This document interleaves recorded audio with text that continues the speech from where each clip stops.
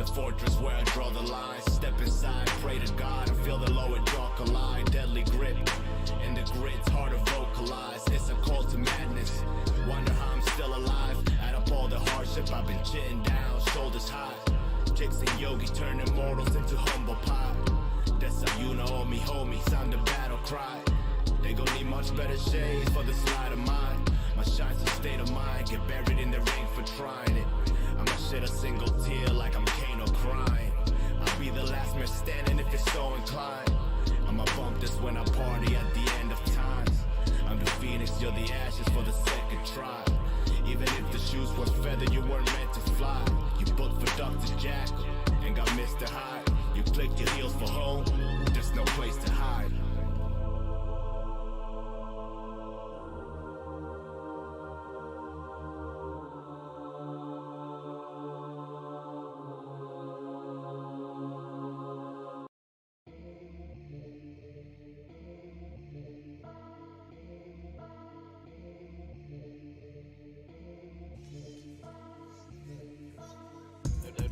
Little bread, a little purpose. Can't get me yet to justify your daily little worship. Current events got you all down, so looking nervous. Playing catch up with the gluttonous of perfects.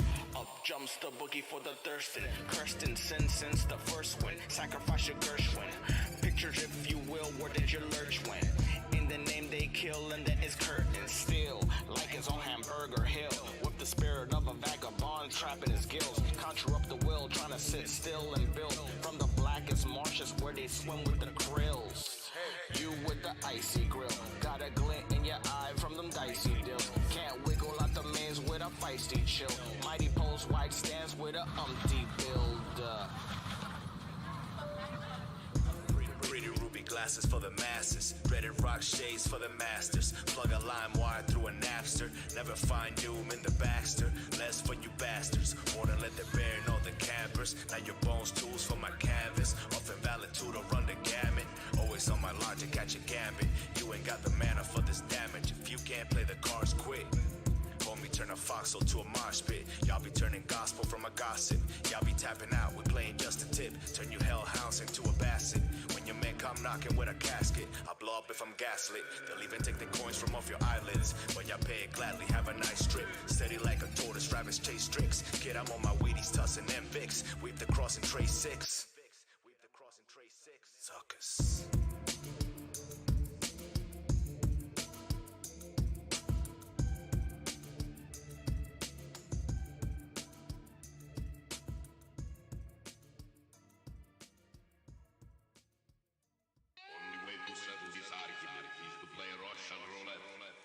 Do you know how to play Russian roulette? No, I don't. You play Russian roulette this way. I have this piece. One bullet in the chain. Spin cylinder.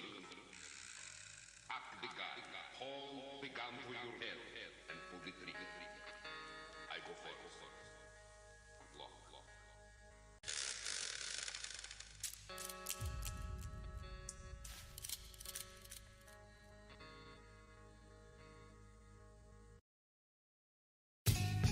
They come for miles to try to knock the kid. The bounty's high, they say I'm hard to get. I'm mad hero, suckers wanna dance. This ain't for cats, I'm known to blast at pets. Your rookie class won't make it past the pit. The Sarlacc's hungry, I don't keep it fed. I go for quadrants undetected here. I hear your beacon and don't give a shit. Lucy to the asterisk, lift the hyperdrive. Drop off at the Kuiper belt if compromised. I haven't seen a human in a couple miles. They try to come for mine, find a couple mines. 115 in the tank, so you know I'm cruising. That's anti-gravity propulsion, no pollution. Your man sees clear, I hear far from no collusion. We stand free here, go like yes with no collision. Save a space lane for an aid. Save a space lane for an aid. Save the trees at least for me. Never see a brighter day. Save a space lane for an aid. The man ape translate past position of your base. Erase your face with 2 ghetto blasters. Coordinate the quantum leap via the Stargate and send the text to your telecasters. Assimilation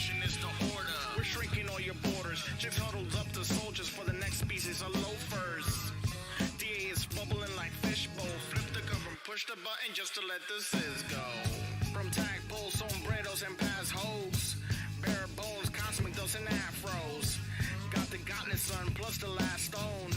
Shine bright like the ones in catacombs. Laser gas, might pass domes. Or a Spartan kick into a black hole. Turn the ship around, bring it back home. Then I hand the trophies from my smash foes. Save a space lane for an A. Save a space lane for an A. Save the trees at least for me. Never see it not a day. Save a space lane for an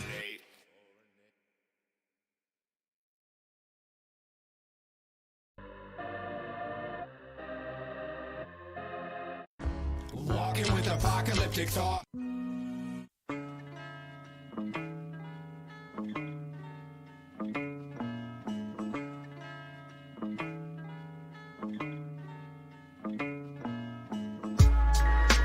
All of us are spacebound. We fell from grace and taught ourselves how to fly on the way down.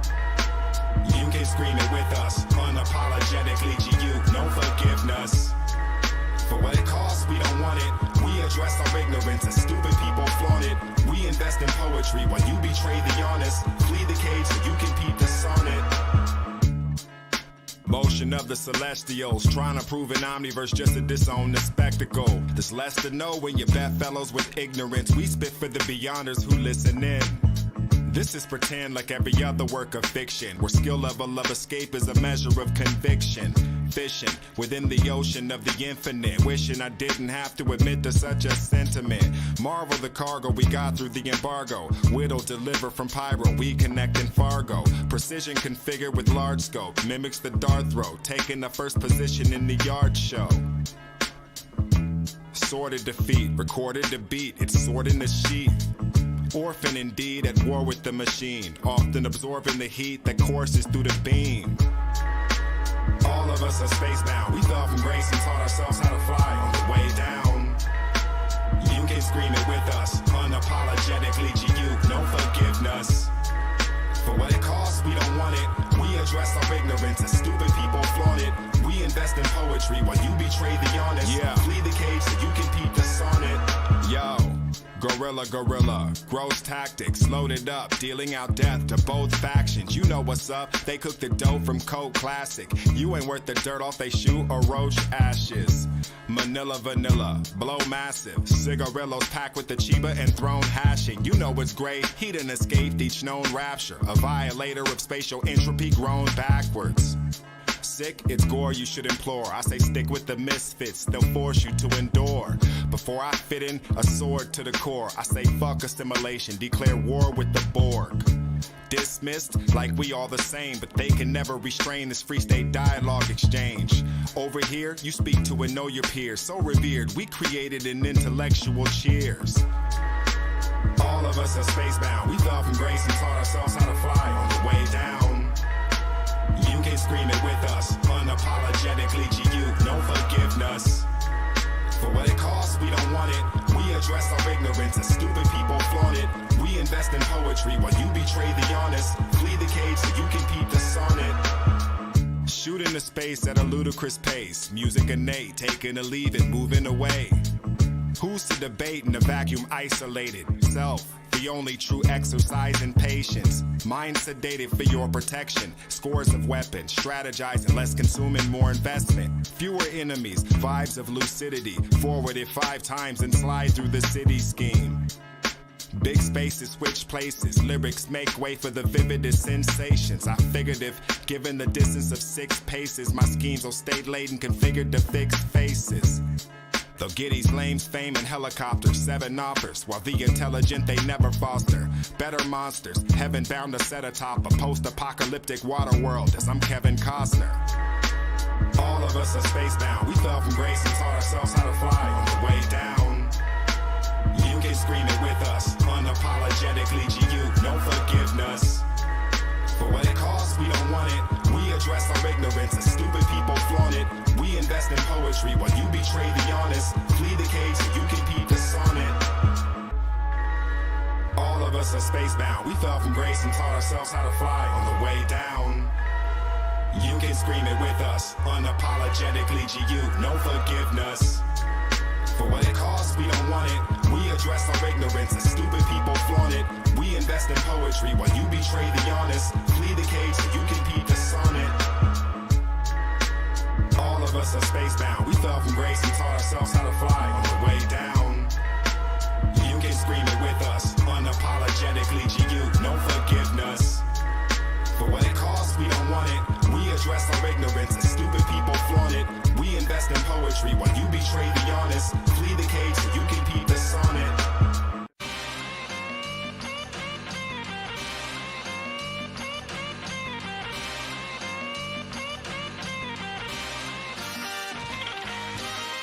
Five mass extinctions waiting on that sixth one. And if and when the next come, then maybe they'll be all done. What will be the catalyst? Will climate change establish it? Or will they kill each other with their nukes and all their battleships? Dying from embarrassment of being disagreeable monkeys ensures their banishment. I wonder will they vanish quick or linger on for centuries, grasping at the last straws and memories, huddled in their masses as they slowly freeze. Peace talkers, in reality they warmongers, gun-toting anger addicts, species full of death stalkers. Separated consciousness, they think outside the natural order, but all the while they are just animals prepared for the slaughter. Petty misanthropes with petty dreams and petty hopes. Seems the furthest they will go is peeping through their telescopes. Float among the stars in this planetary ghetto. I wonder when the day will come when finally they let go.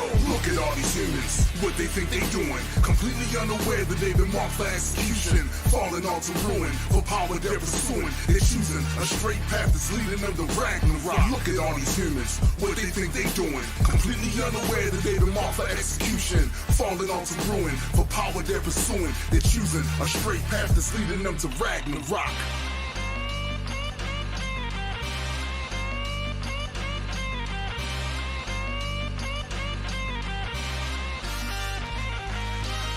I am the Black Plague, my tactics are medieval. The wave of death and destruction that crash into the people. I have to be lethal. As a biotic crisis, I have the power to seize you and leave your planet lifeless. A damaged tyrant that won't quit until man's panic is silenced. Remove the cancer of human with violence. What happens when society collapses? I turn into hopeless fear and dive into the masses. They try to plead like their species hasn't been next, like I care about the race and religion of insects. It's the apocalypse, you couldn't escape the doom on a rocket ship. The peak of humanity, I'm the opposite. An obstinate pocket of creatures I'm gobbling, reducing them back into stardust as I conquer them with a monster hymn. Their dominance is an afterthought, submerged in the fluidity of a cyclical flow. It's Ragnarok. Look at all these humans, what they think they doing, yeah. Completely unaware that they've been marked for execution, falling all to ruin. For power they pursuing, they choosing a straight path leading them to Ragnarok. Look at all these humans, what they think they doing, completely unaware that they've been marked for execution, falling all to ruin. For power they pursuing, they choosing a straight path leading them to Ragnarok.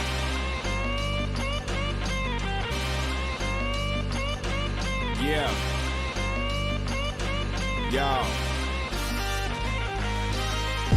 In the end, I'll be just beginning, raining flames down from the heavens, fire dousing many. War dirge, complete destruction with 4 words. The house of great, now it's your turn. Just know that I exist in every clenched fist and angry word, destructive thought and hateful verb, meaning every action that's ever occurred that brings them ever closer to their heartbeat beating slower, to the time their body's slower than the hearse where I'm the chauffeur like a supernova. Over 9 million species, blown into a vacuum overnight by just speaking.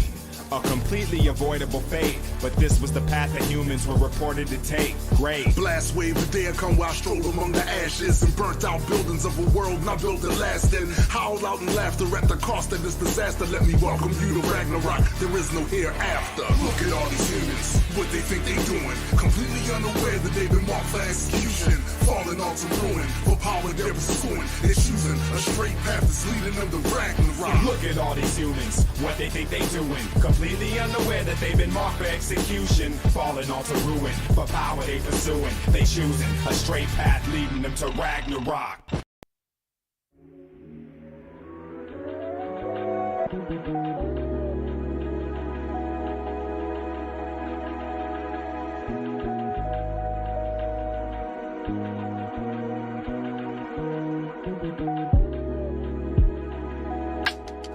Purged and refined, I was forged inside the inferno. A A journal in time, there's purpose defined, submerged in the mind, eternal. Too many iterations of existence. This ain't really ancient, it's just an ageless frame of instance. Vacant for doomsayers to take interest in new ways to break consensus. Move away or pay it with your kinship. Literal living potential, then give attention to imbeciles. But if I mentioned that we were children of starlight, nobody would listen. My intention was peak, show all their lessons are rich in defeat. Go hard enough when they think lyrics, they're envisioning me. So starve for knowledge are our people, we forget of the tree. Inquisitive being, I've been in your seat, unmasking intricate things. Lost in the awesome often as rhymes forms in his mind. Torn into multiple moments of time, he fallen back to his fate in a shattered state, basking in grace. While the fractal jesters laugh in all his faces. Sooner than the latest anticipation of boom is this doom. Cosmic flowering, situation of bloom, howling atop the towering, information consumed. Looms naked, a structureless obstructionist that pieced amongst his punishment, rebuff for trying to sink with street percussionists. They love it that I'm speaking for those with need to sneak aboard the secret stored mothership for cheaper ore. Scratching surfaces to reach the floors, people wondering what you seek it for. Just more treason to be found within this lore, all for bringing a sound that implores reason. Muzzle for weeks, in love with the beast, they struggle for peace. We suffer all this only to see the difference between each other. The arrogance, never released. We've severed the peace by head or by feet, embarrassments. Bereft inherited beefs and derelict speech, just there in the crease, we buried it. A vision, lifted into position of neo view, often too vivid. I'm the illest to ever convert oxygen into CO2. Exquisite, forever encircled in rhyme, the certain to find an orphan confined on furlough. Persian refined, I was forged inside the inferno. A journal in time, there's purpose defined, submerged in the mind, eternal.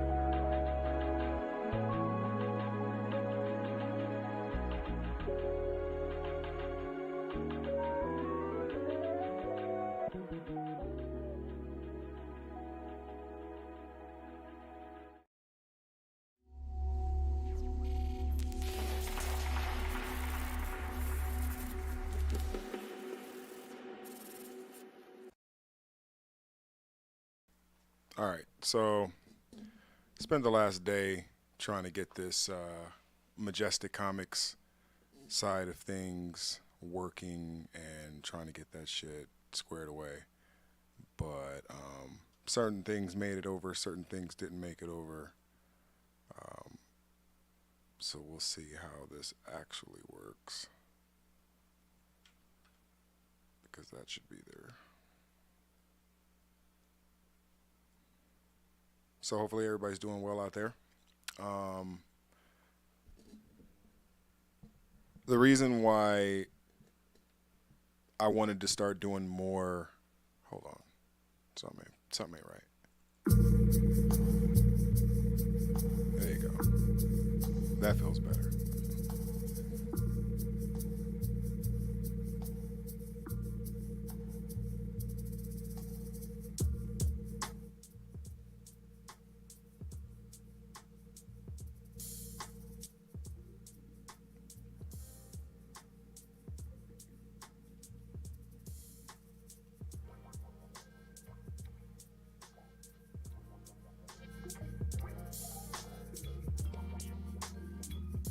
I don't know why I'm trying to find a mix with that when I can just find a mix with that, since that doesn't affect anything.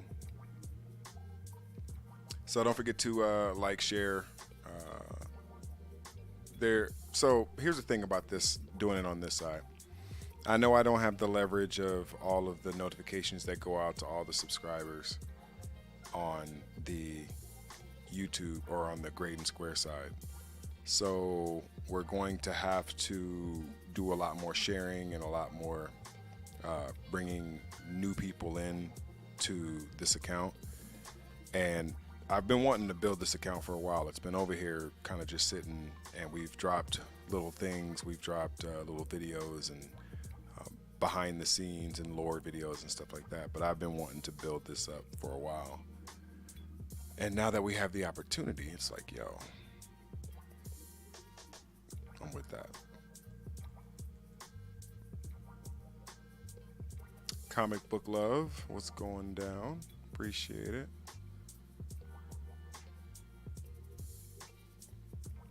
Yeah, part of the biggest problem was just having to recreate everything from scratch. That sucks.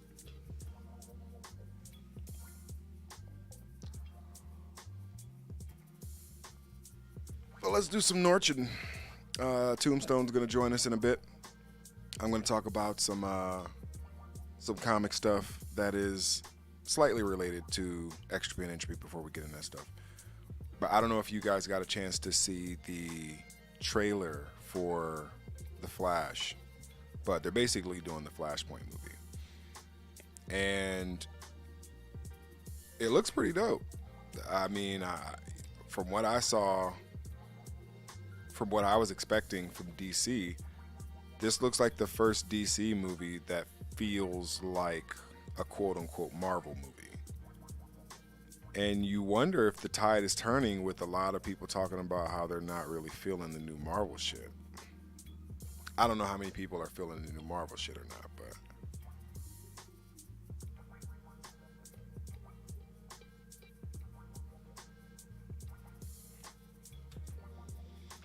I've heard everything from there's comic book fatigue to, you know, there's a new wave of comic book shit coming.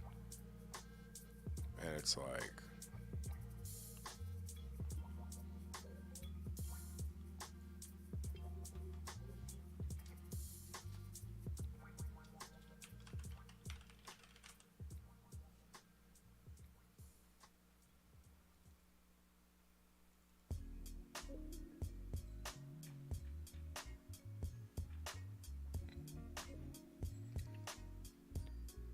I'm always down for the Norch.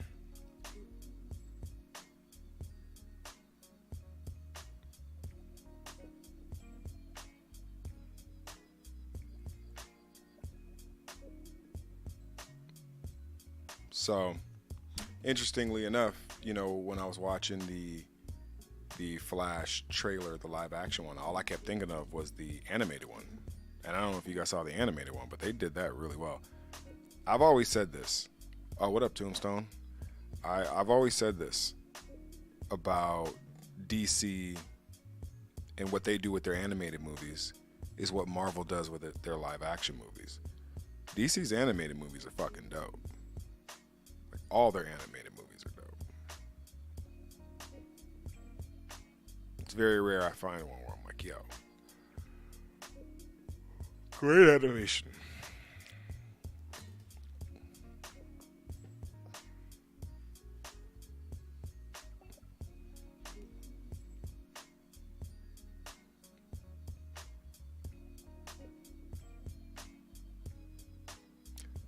Tombstone says, I think some people are being knocked over by nostalgia. Oh, there was was there an Injustice one? No, you gotta watch the Injustice video game CGI. They did it right. Them motherfuckers did it right.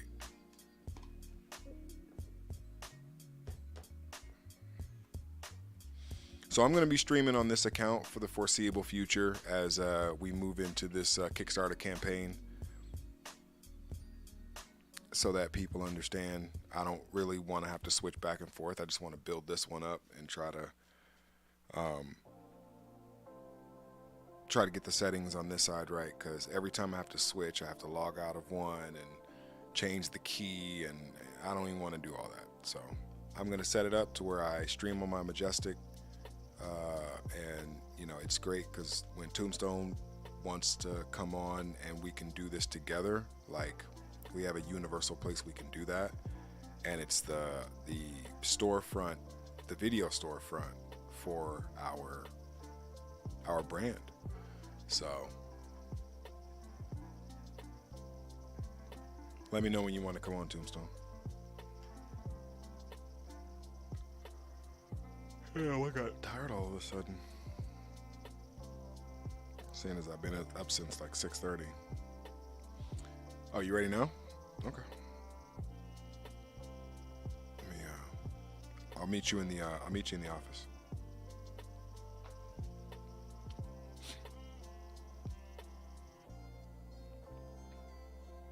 Damn, I need to see that X-Men 97 shit. That's what I need to see.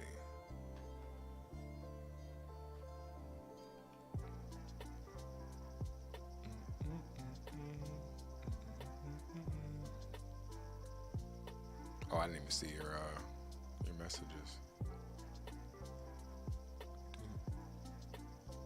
Clangwich. What up, brother? Oh, you got video on today, huh? I feel special. Let me, I don't think you'll be able to get video from me on Discord because I have it going through my OBS. Oh, no worries. No But, worries. I just wanted to make sure all my stuff was working because I had another weird day of equipment failures and stuff. Really? So, yeah. Oh, shit, man. Yeah, it's one of those things. It's one of those Forces things. of entropy. Yeah, absolutely. If it can go wrong, it will. Goddamn. Right. Right. Let me bring you on video. So I have you on here. I guess I will just have you here. Full screen. So I had to build all of the presets and the pages and the scenes and stuff. I had to rebuild it looks all great that though. from scratch. Does it? Looks great. Sounds great. Oh, yeah, damn. From what I'm getting with my shitty audio. Oh, well, that should be fixed in a bit, right? Yeah, in a couple days, man. Yeah. Most definitely. Uh-oh. Something. Elgato is Yeah, showing his ass. I think my my cam, what is it called? It's called Cam Hub. Cam? Yeah, I've been using it. Cam Hub. Mm-hmm. Yeah. Let's see here. Well, let me move this out of the way so it's not just bleeding up the goddamn screen. Let's see here. Oh, is it because this took it? No.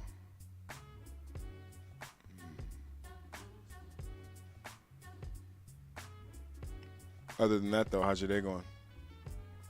No, it's been one of those. We had a very productive meeting earlier today. Big things popping.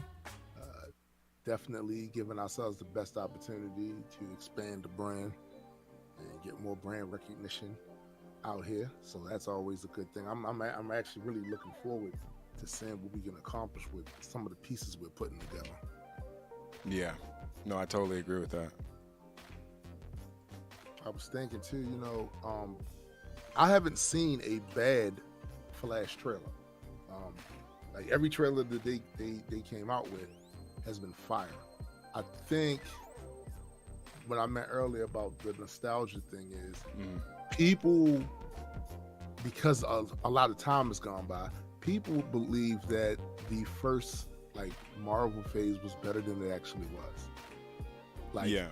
I remember all the critiques back then. I remember the Incredible Hulk movie. Iron Man 3 was terrible. Thor 1 and 2 I still wasn't disagree good. about that. I think Iron Man 3 was actually pretty damn good. Really? Yeah, I liked it. I liked it. In fact, I liked it better than Iron Man 2. Not me. I'll be real. I don't think it was as bad as people made it out to be. Right. But it didn't feel to me the way I wanted to feel, and I think it had something to do with the direction of the story for me, what they were doing with him back then. Now, obviously, when we started getting into Infinity War and all that other stuff, it proved that was the best thing they did was take because it doesn't make sense for him to have all this tech and all of this scientific capability, but still have to worry about some metal piece fighting to get into his heart that he has to put this big ass magnet type thing in his chest to keep that. No, if you got all this tech, you should be able to figure out a way, and they did. So he did the surgery and it took that out. But at the time, that just seemed to me to be super convenient. Oh, now he doesn't. That was the whole thing about Iron Man, is he had that piece of metal that was trying to get into his heart, and the little tech piece that he put in the middle of his chest. That's right. That was supposed to be protecting him. So when they took that away, I was like, oh, that's a core part of Iron Man. But it proved to be a good choice. Like I said later on, when you saw the way they did his tech later on, he was like, yeah, because I definitely like the whole nano nanobot thing where it would just like go all the way up his body. And Oh, what is it? Yeah, What did they call that? They called that something specifically. they did. It was actually based off the same tech as Black Panther's suit. Fuck. I know what it's called. It's what literally made him able to just create weapons out of just the stuff that was there and shields and shit like that. Mm-hmm. Damn. It starts with an I, right? I'm drawing a blank, and I shouldn't be. Let's know this shit backwards and forwards. Mm-hmm. Well, there's too much information. It's a lot. It is a lot of information. There's way too much information. Yeah, they had their fair share of stuff, and people forget Avengers. The first Avengers movie saved that franchise. They 100% saved that franchise. First Captain America wasn't good. Like I think I said, people got they looking at things through the lens of nostalgia. I remember all the complaints about the second Avengers movie, but mostly that complaint was about the way they presented Ultron. He was a bit too jokey for a lot of people. That's not what they kind of saw in him. But from just a logistical story perspective, in this version of it, Tony built him. So he's gonna have some of Tony's quirks, right? Just like in a comic book, Ant-Man, he built him, right? So he was more like Ant-Man in the comic book. So it made sense, just that's not what people wanted from Ultron. It's a bit too jokey. Yeah. So I got everything kind of set up. I was doing that while you were Nice. stalling for me. I appreciate it. Not a problem. So I think we can get this party started. I've been sitting on this Norwich. How's the stream look? Stream looks amazing on my end. All right, I got you on here. Should be a good ratio.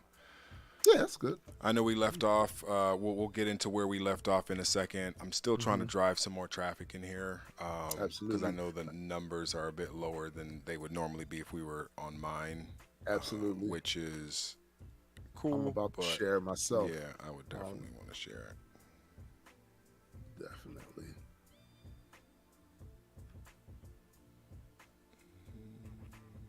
All right. There we go.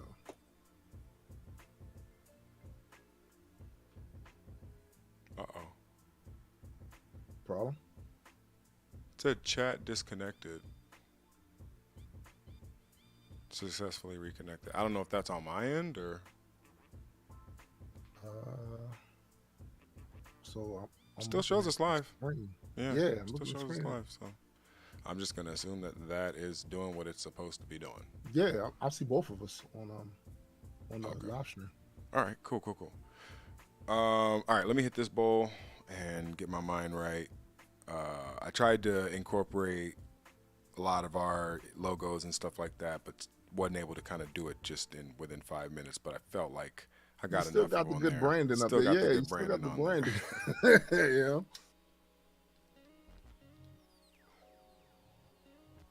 So about the Flash trailer though, I wasn't a Flash fan. I'm not a Flash guy. My or daughter, anything that's like my that. daughter's favorite character. Oh really? Yeah, man. I mean, hard to beat speed. It is. It It's is. hard to beat speed. It is. I liked it though. Now the thing with me with Flash is like the TV version. Grant Gustin, he's always been my modern day Flash. I didn't really like the way they presented Flash in Justice League. I didn't like the way he ran. It's just a lot of stuff, and he was acting more like Wally West than Barry Allen, so that was always an issue for me as well. But this trailer Looks amazing. Listen, it does. Shout out to Christy who threw up the Norch. Much appreciated, Christy. Thank you very much. All right, so one thing I will say that I love about what the Flash explores that other DC characters as well as it's just hard to explore is his ability to play with time with his speed. I always thought that was an interesting. It's like if you run too fast, bro, you'll start getting relativistic effects. from your Absolutely. speed, and you will start fucking with the Speed Force, because in DC it's the Speed Force and stuff like that. Right. What we talked about yesterday, where we ended off, we were talking about omniversal block cosmology. And Right. I know a lot of people got excited about it. We even the conversation even spilled over afterwards. Yeah, it did. Into the 420 channel, which is pretty cool. Nice. But we were basically talking about the concept of omniversal block cosmology and how our universe is like structured and everything. And while we don't have a speed force, it is interesting to think about the concept of telling stories that involve time in the omniverse. Right. It's funny because like you guys will see as the story goes further on, we have locked pretty much every phenomena that exists in our fictional omniverse into OBC. Yeah. Like, all of it has an explanation for it and all of that. And it's dope because what it does is too many times you do see a lot of hand waving in fiction, right? And I feel like while sometimes you can get away with it, fine, but there's a lot of times where it becomes like a splinter in your mind as you try to figure out, wait a minute, but how is this when earlier they said this was that? Yeah. Consistency really is such a messed big with thing when it comes to how you tell temporal stories, because you're already fucking with things that aren't going to make sense. Right. You know, like you're already playing with shit that if you do it right, it should make sense, because it should be a temporal paradox where your mind should melt under the weight of what the fuck they're doing with time. Right. You know what I mean? So 100%. let's see here. So one of the things. Go ahead. Oh, no, go ahead. No, I was about to say, while we don't have a speed force, we do have an equivalent, but that won't. You guys will find out about that later. I'm not going to reveal too much. That's too far ahead. Yeah. Too far ahead. Let's see. So just a quick recap previously on Extropy Entropy. So you sounded just like the '90s X-Men, dog. Bro, I gotta bring this up because this was so ill. So I'm fucking scrolling on, I think it was Instagram or something, and it's like this thumbnail that says, "I took a picture with the EA Sports guy," and I'm like, "What?" So I click on it. Obviously, there's this little, young ass kid, probably 20 years old or something like that. Apologies to all the 20-year-olds out there, but it's like he's standing with this dude, and this dude kind of looks like what's the dude to play Thanos? Fuck, what's his name? I know we'd lose every trivia right now. We would lose though. every trivia. I always wind up forgetting his name though. He also played Cable in Daredevil. Yeah, that's right. Deadpool. Well, he's also in the Goonies. He was Bran. Yes, he was in exactly the Goonies, right? So exactly. that's where I remember him from. But anyway, he was basically, what the hell was I talking about? Some picture. You took a picture with somebody. Oh yeah. No, so this guy's taking a picture with this dude who does the EA Sports voice from back in the day. So when you played Madden and you played NBA Live and all the EA Sports games, the voice you heard that was like EA Sports. It's in the game. He did it next to the guy who did it, and it was fucking crazy. Insane. I think my camera went out again.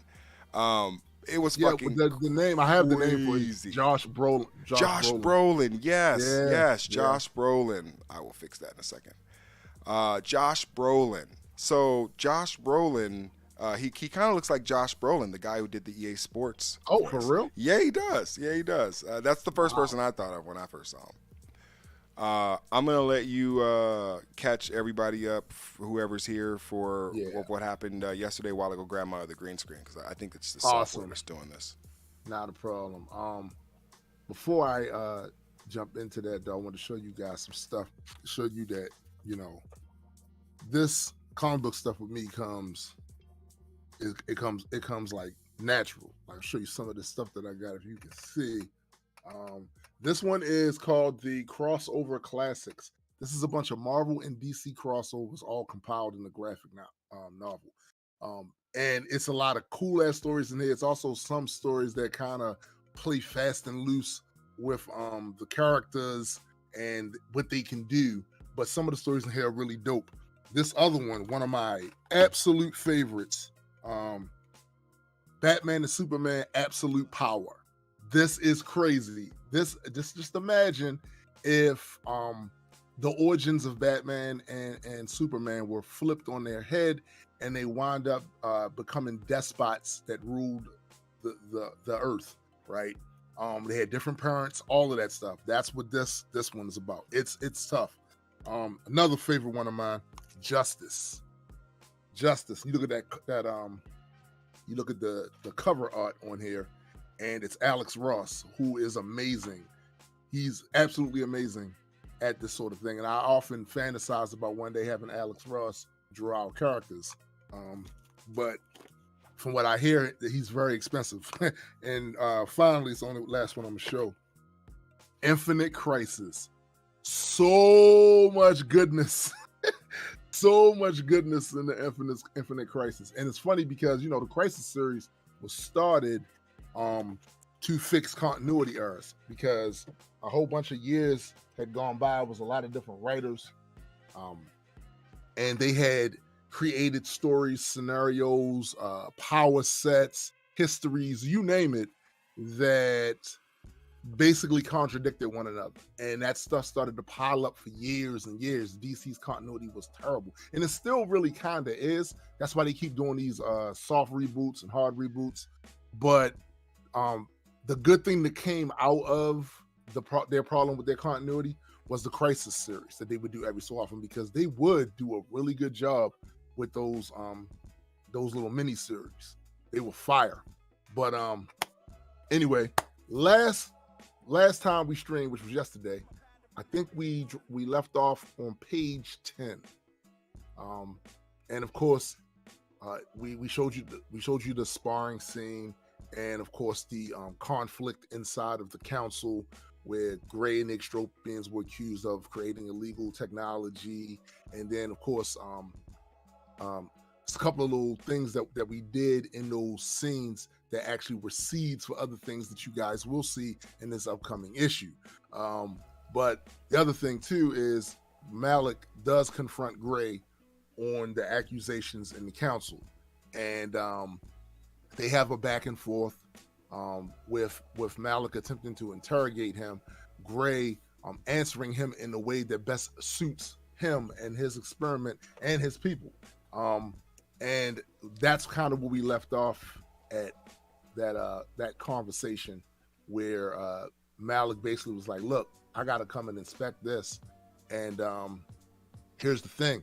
If there's nothing there, you'll have my apologies. But if there's more, he said he's going to rectify the situation. That's a flat out threat. Right. Well, that's a flat out threat. You know what I'm saying? So Gray responded in kind. He was like, cannot expect us to agree to this.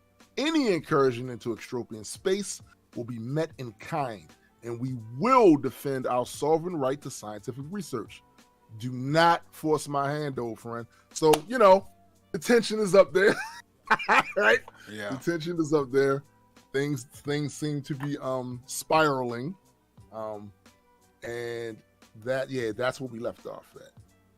So just a quick note about also where we left off, a couple of things, because I think a lot of people had asked me, like, so are the characters, were they dead, or, was it something that, were they destroyed in some way? And the intention was never to have them be quote unquote destroyed. No. The intention was always to have them transported.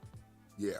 And I think where people will enjoy what we're doing with this is that we're going to create somewhat of an alternate reality, right? An alternate G universe, to where we can actually have some of our influence of what this world would be, or what our ideas of what this world would be, and have things play out there. So that gives us a place to allow for characters to be written in.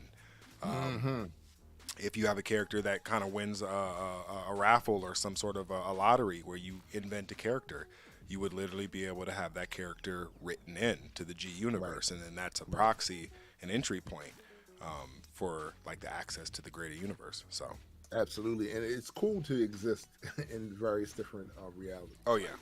If I had my way, I would probably exist in the Star Trek universe, the Marvel universe, DC.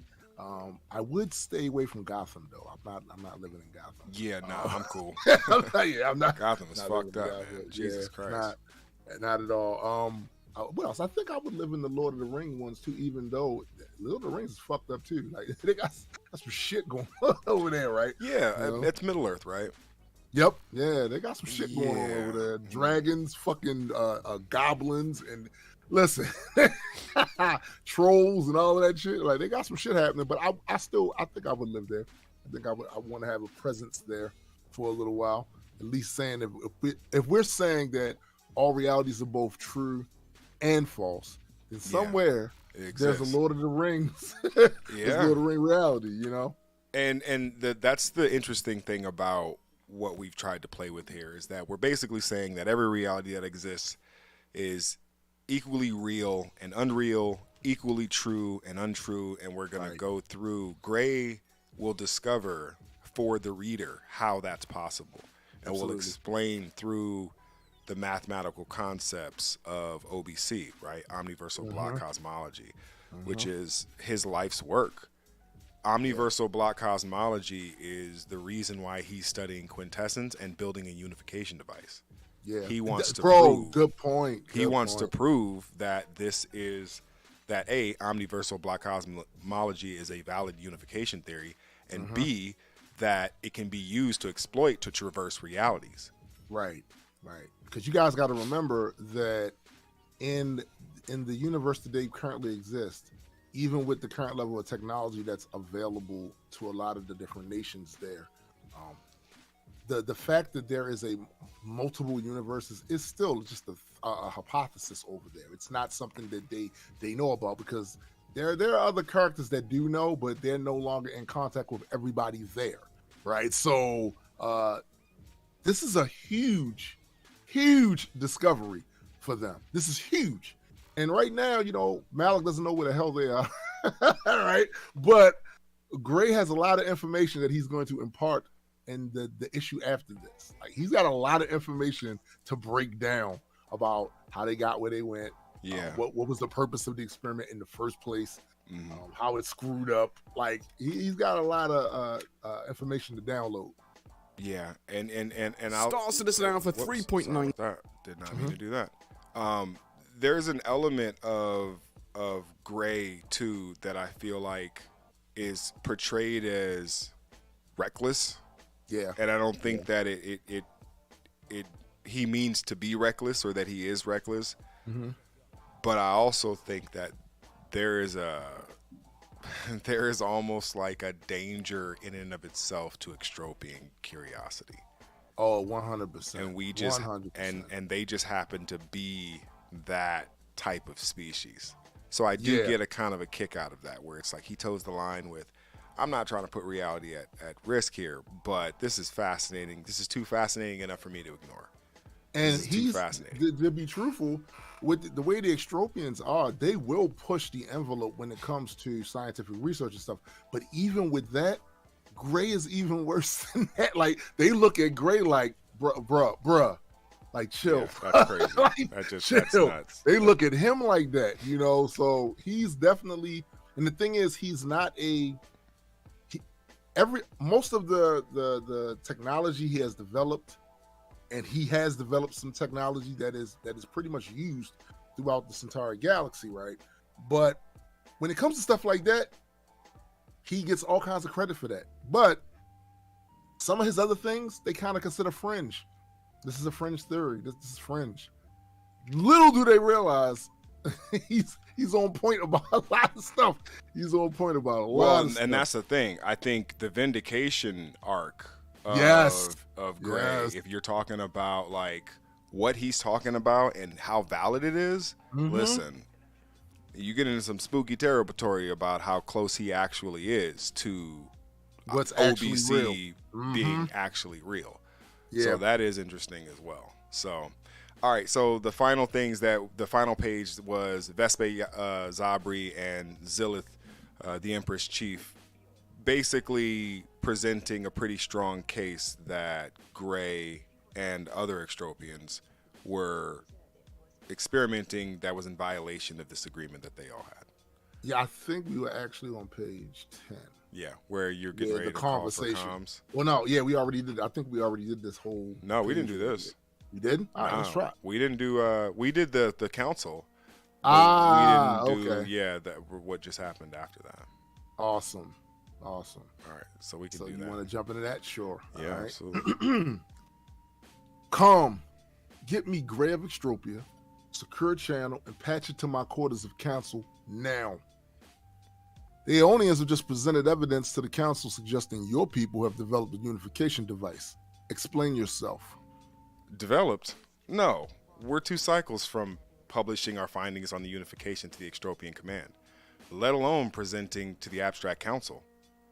The data crystal Vespe Zabre presented suggests otherwise. According to the data, you've been testing a working, fully realized device. The Aeonians have always seeked to erode our alliance. That's always been their goal. I can't believe the Entropics would have given merit to their ploy. You should have trusted me, Malik. Yeah, your answer did not address the data crystal. Gray, my duty is to the cosmic balance before friends and family. I must verify to trust you. If there is nothing, you'll have my apologies. But if there is more, I will rectify the situation. You cannot expect us to agree to this. Any incursion into Extropian space will be met in kind, and we will defend our sovereign right to scientific research. Do not force our hand, old friend. All right. So as I said earlier, the tension is starting to rise.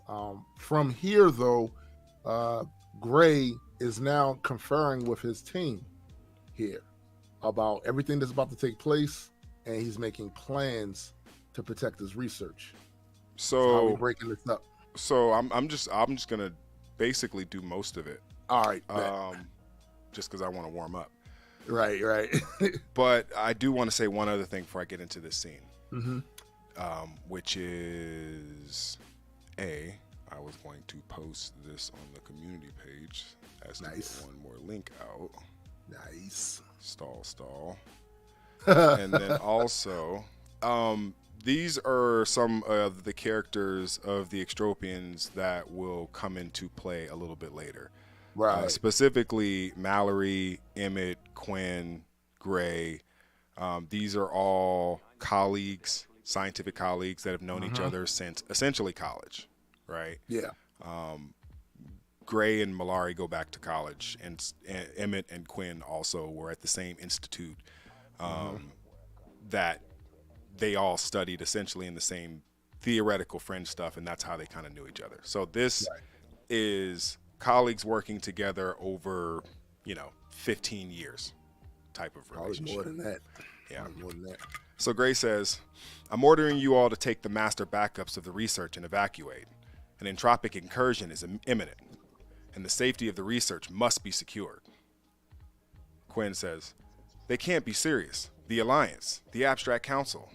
Malari, you don't sound like you're coming with us. Gray, if the entropics push a violent intervention, I'll have to activate the partial sequence of what we have so far. Malari, we won't leave you. Would Malik risk a quintessence core rupture attacking from low orbit? Malik doesn't take chances. We stand to lose over a century of research if we don't act quickly. So Quinn says, how do the abstracts know of our stage? They orchestrate an invasion while you consort with entropic brutes. Gray, are you finished, Quinn? Your assertions degrade the intellect of this room. I mean no disrespect, but clearly even you must recognize the conflict of interest in this matter. So Emmett says, so what, Quinn? An entropic armada is approaching. So Gray says, we are some of the brightest minds of Extropia.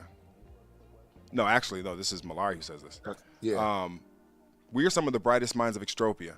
We must come up with a strategy to defend our civilization and save our research. You have your orders, and I expect you to follow them. Whoops.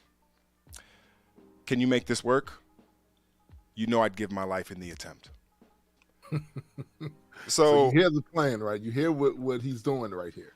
Yeah, and there's a couple of things I do want to kind of point out with this whole conversation is that there's obviously a personal relationship between Malari and Gray that's kind of been depicted in some of the imagery and stuff like that. But you don't really get that in this context because they're all kind of professionals.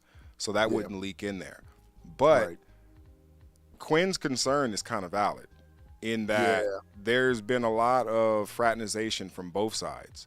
As in Decaeus was talking about when he was getting at Lord Entropy, Quinn has the same concerns towards Gray when it comes to how close he is to the Entropics and how far they know of the stage of the science. Very, very interesting. And of course, as we continue on, the way we do it is it picks up after Malik is playing what Gray said to Decaeus and to Chaos aboard the ship. So you can do that first panel if you like. And we will defend our sovereign right to scientific research with the full force of our civilization. Do not force our hand, old friend. He's stalling, likely securing their defenses and concealing the device. I advise we place the fleet on high alert, shields raised, weapons at maximum. Chaos. Father, you know Gray and the Aeonians better than any. The Aeonians have wanted to sow seeds of division between us since the treaty was formed. They're known to exude treachery and deceit, as the Chaos is known for rash warmongering. Warmongering? What would you have us do, Princess? Count stars while the Extropians endanger the cosmic balance? Hardly the actions of a true heir to the throne. And of course, Malik comes in. Silence, both of you. Chaos. I know the full measure of the Aeonian schemes. Although this is something they have wanted, it doesn't mean the Extropians are not guilty. Their ambitions know no bounds in pursuit of their scientific goals. You saw the evidence. Gray is hiding something. So then, as we go to the next page, Malik is marshaling all of his forces, or at least a great deal of them, and letting the Empire know in a way that Gray mentioned the other week about the holocom technology that is pervasive in the Centauri galaxy. Attention all fleet commanders. The Extropians have been charged with a violation of the abstract treaty. That very treaty maintains the safety, strength, and stability of the Centauri galaxy. Our duty, since time immemorial, is to maintain and safeguard the entropic balance. We enter Extropian space to investigate these allegations. However, I do not expect the Extropians to comply willingly. Prepare for resistance. All fleets converge on the Tardrian system and stand by for engagement directives. Flagship out. So you get the build-up. You see the build-up. Yep. Yeah. I love the build-up. You see the Entropic fleet leaving the home world.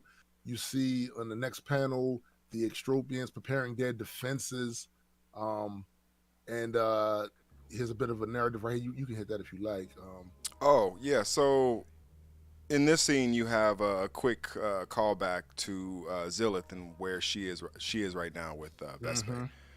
And he basically says, Phase 1 is complete, my queen.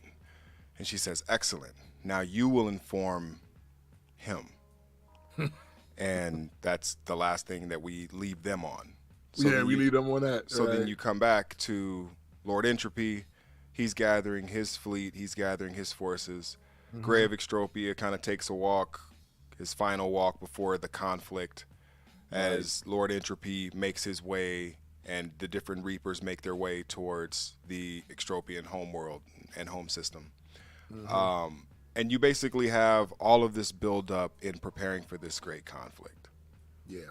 And this is one of my favorite scenes, I feel like, because it kind of just shows the resolve of both sides of not willing to kind of back down and yet still knowing what's on the line and what is at stake if they don't back down and still be willing to do that. I will read this. While the Extropian defense may be an elegant display of technological sophistication, for the Entropics, war is a way of life, the very foundation which the Empire's position in the cosmos was secured. For Extropians, war was a science, like everything else. As the Entropics close in, a time of peace comes to an end. And then so you remember the vessel that departed the ship at the very beginning was a vessel like this. So you see these are the type of extropian vessels that they use as like runabouts and short range ships.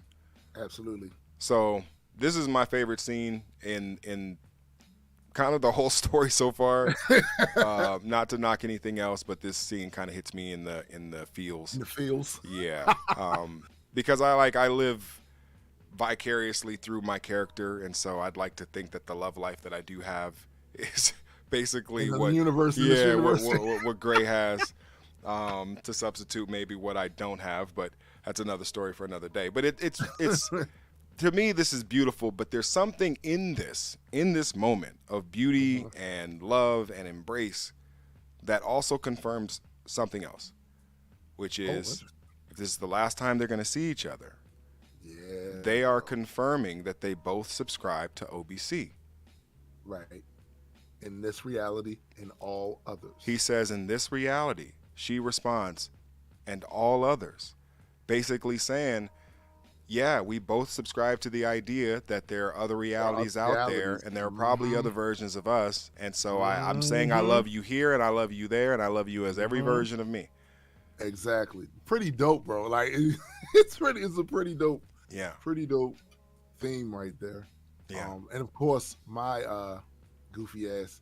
This last, not the last panel with us two on it. The panel before that, I fucking love this panel. Oh, where this he's one? standing there watching the ships take off. Yeah. Bro, that is fire. That is fire. Yeah, because then you have to ask yourself, like, how many of them are actually going to get away with the data, and how important is it for them to get away with the data? Exactly.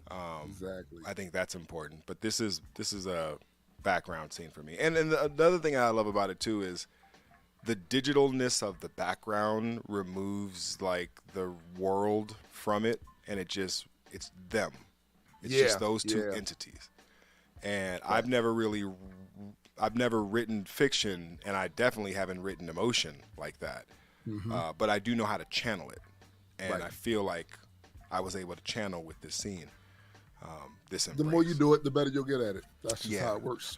But I love it. There's so many things I love about it. There's a masculinity, there's a femininity that I'm really attracted to. There's everything I love about this scene. So I can't gush over it enough. We'll move on before I get all weird and shit. But the next scene is each trusting that the other must do what needs to be done to the very end. Absolutely. And so we're gonna stop here on the story because we want to go back and recap, because I do want to dig in a little bit. You want to jump off it first, Stone? Absolutely. So as you can see here, something that Gray mentioned earlier about Quinn having misgivings about the Entropics, the same way Decaeus has misgivings about the Extropians, and really with Decaeus, everybody, every other group that ain't that's not Entropics, he's on that bullshit with.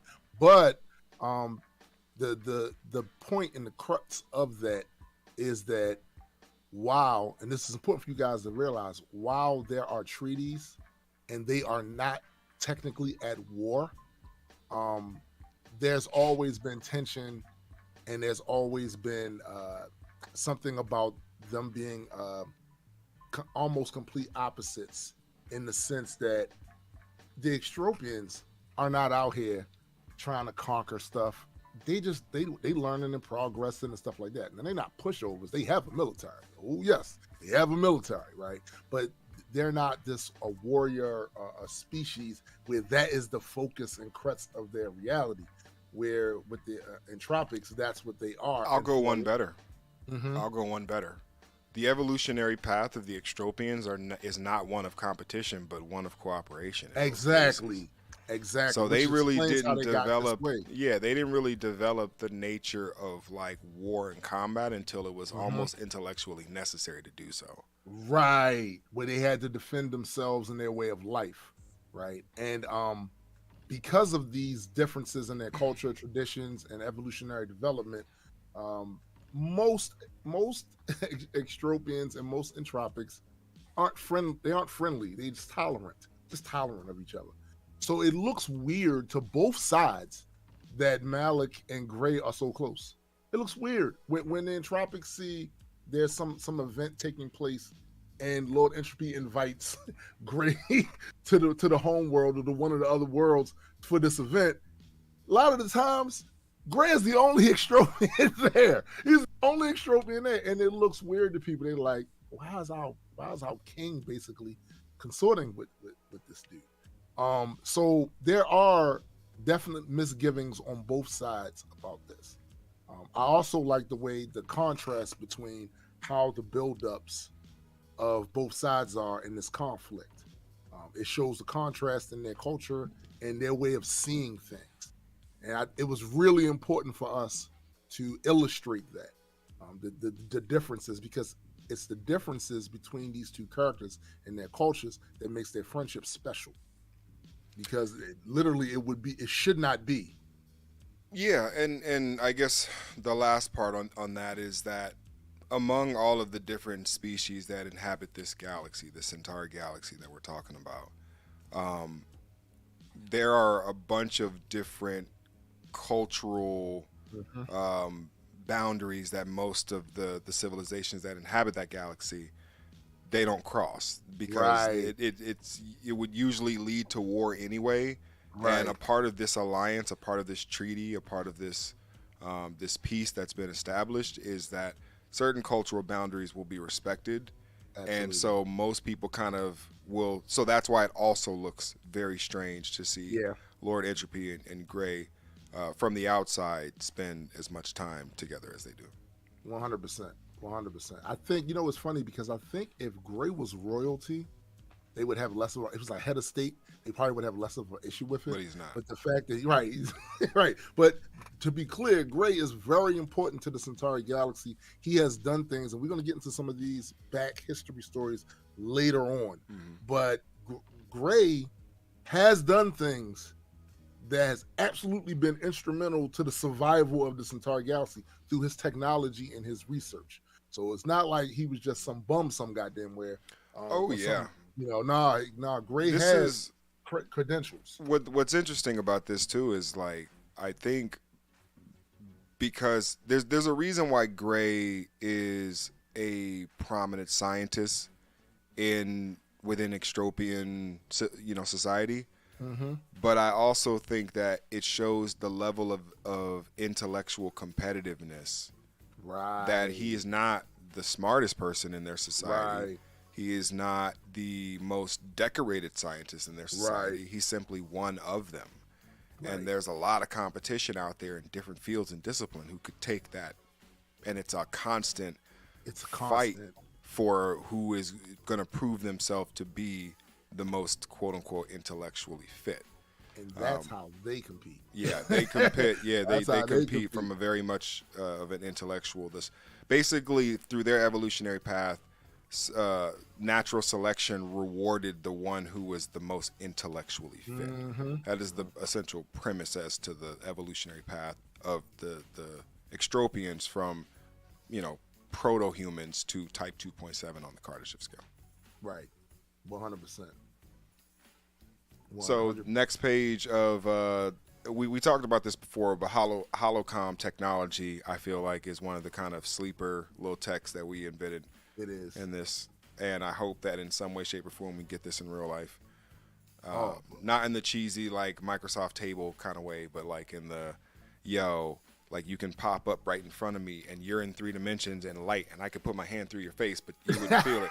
You know what I'm saying? Like, but you could also appear as your avatar, right? So you could appear as Lord Entropy, and I could appear to you as Gray of Extropy, right?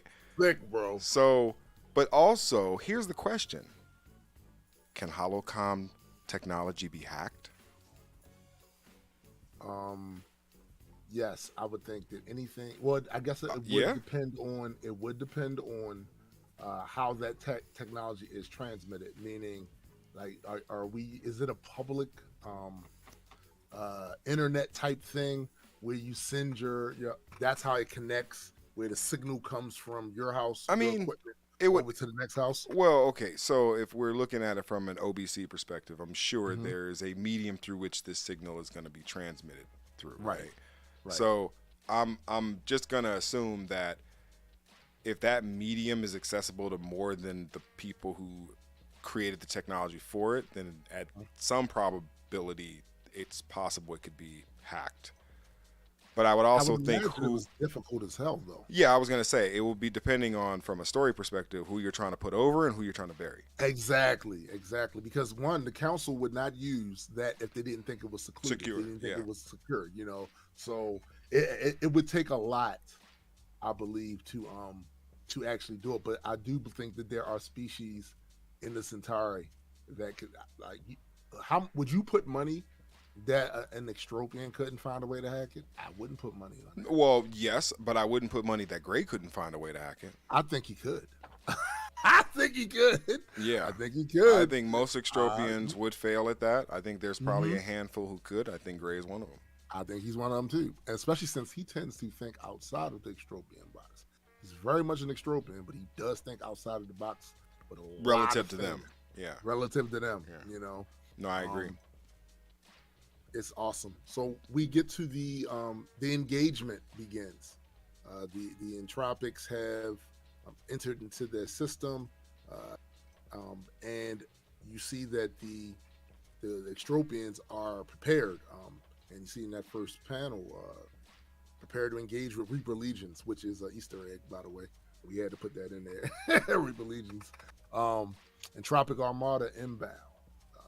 And then as you can see just from the pages, that they had this defensive wave of energy to just radiate it from the planet. Well, hold on. Before you go there, I know we were holding that for tomorrow.